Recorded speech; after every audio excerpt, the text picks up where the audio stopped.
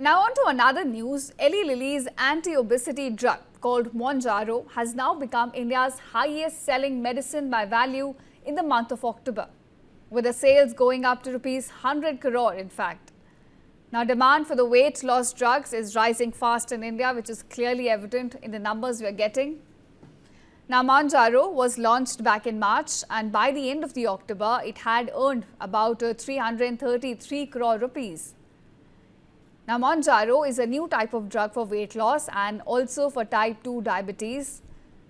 Let's understand how it works basically. So it works on hormones that control blood sugar and digestion. It helps people lose weight and also manage their diabetes. It costs somewhere rupees 14,000 to rupees 17,000 per month in India.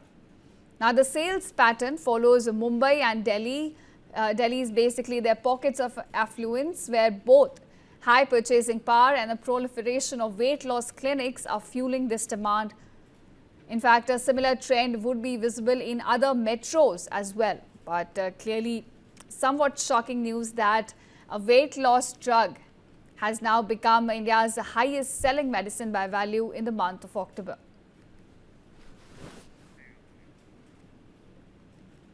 So clearly also tells a lot about society and the way these drugs are now being consumed on such a high level. The demand, it seems, for weight loss drugs is rising in India.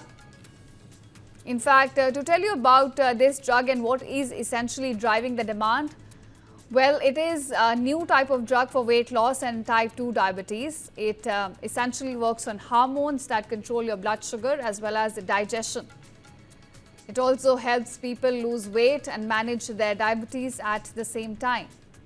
When we talk about the cost of this drug, it costs somewhere between 14,000 rupees to 17,000 per month.